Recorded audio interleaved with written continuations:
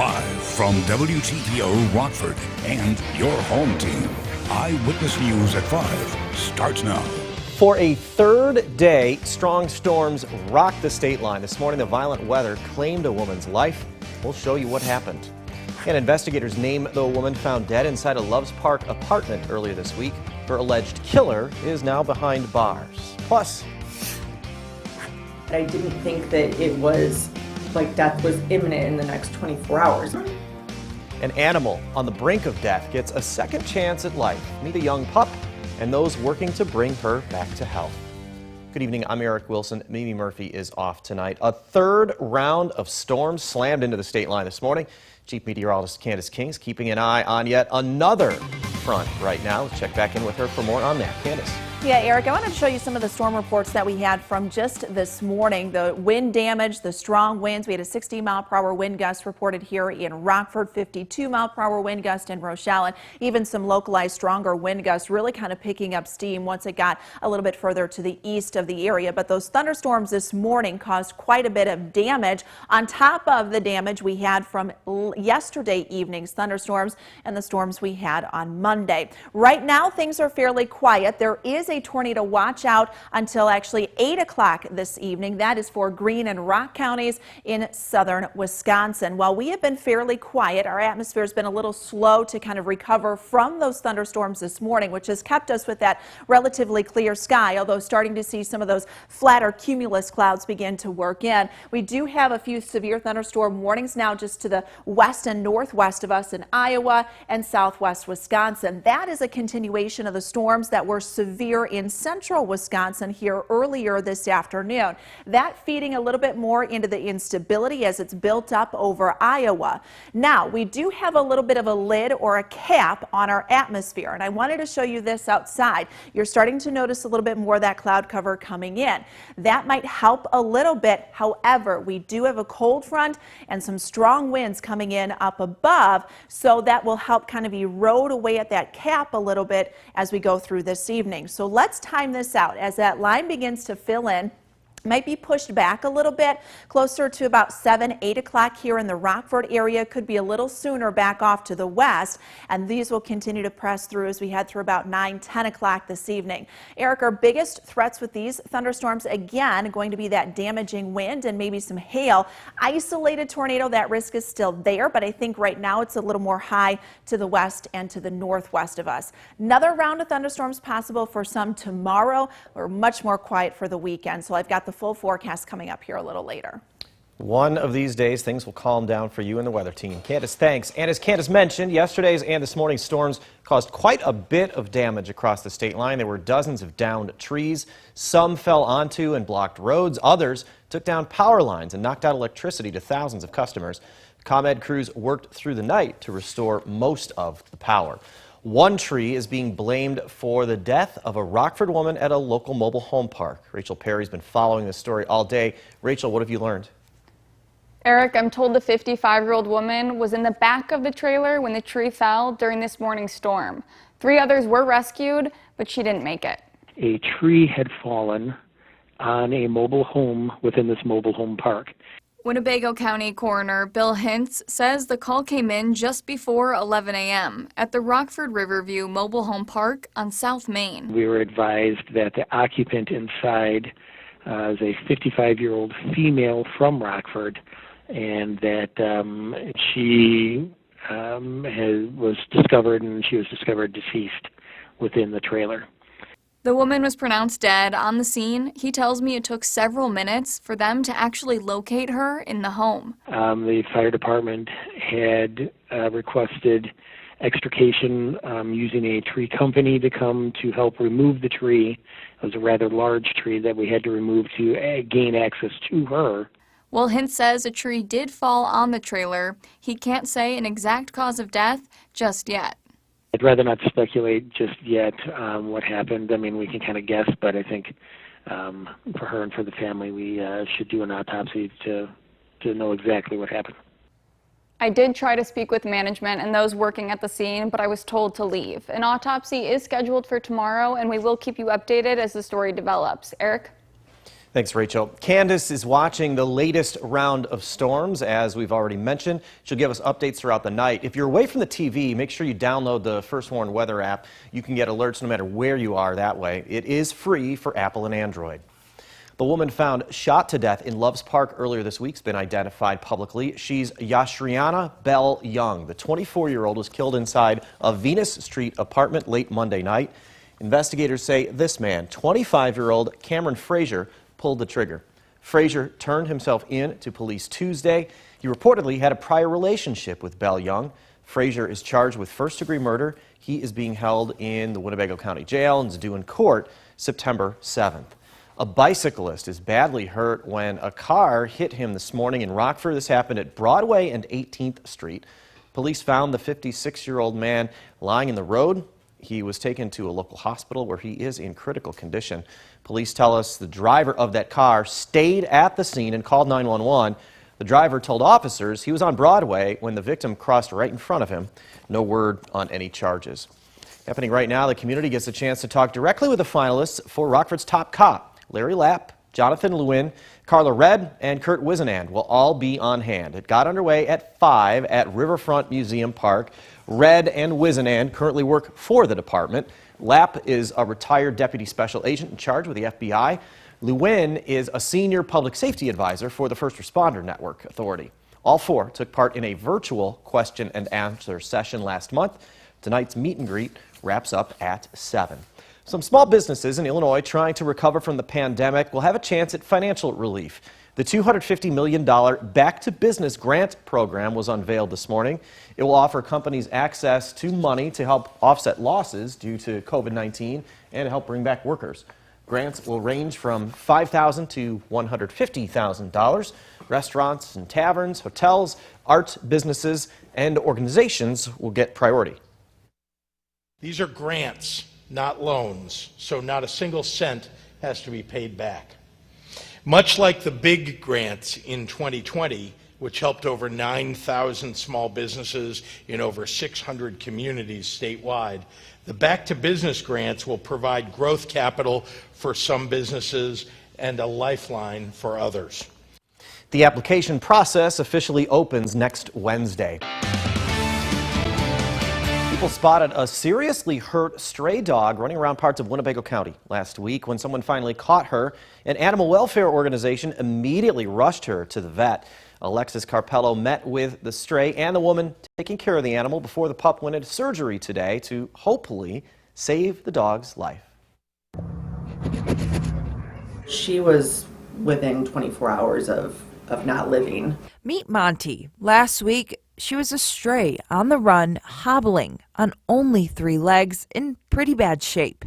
And so they think that she was caught in a leg hole trap and she chewed her leg to get free, which they said would have taken her 2 to 3 days to do that. Her gums were completely white, which shows that she was very, very ill. She needed a blood transfusion. Residents saw her running around the area of Meridian and Montague Roads in Winnebago County. People couldn't get her. Animal Services was called. They didn't see her at that point. It was shocking to me that she was still moving around to the extent that she was.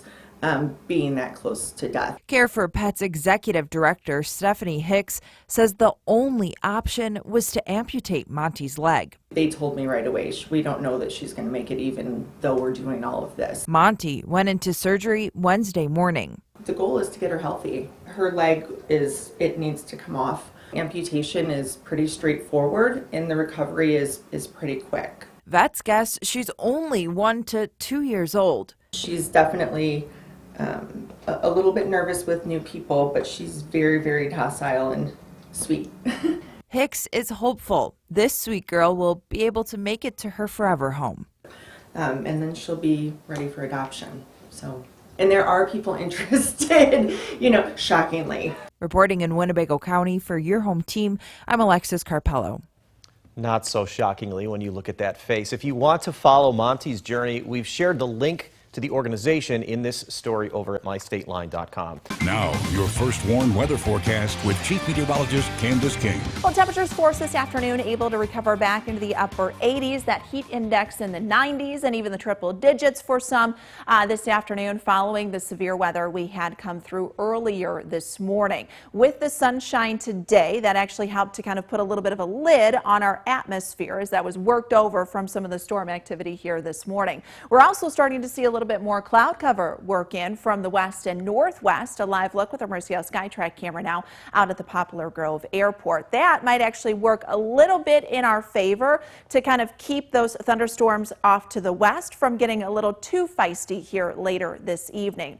Temperatures, our numbers are in the 80s, so not quite as hot as what it was yesterday. 86 in Rockford, Janesville, the heat index in the low 90s. Rochelle, your heat index still up at 106, 84 in Dixon, and 85 right now in Freeport. So it is on the muggy side, and those muggy conditions will continue for at least another day before we get a little more dry air to come in and really kind of clear things out. We've been fairly quiet. Thunderstorms were really quick to explode over central, west central Wisconsin earlier this afternoon. Numerous severe thunderstorm warnings, tornado warnings.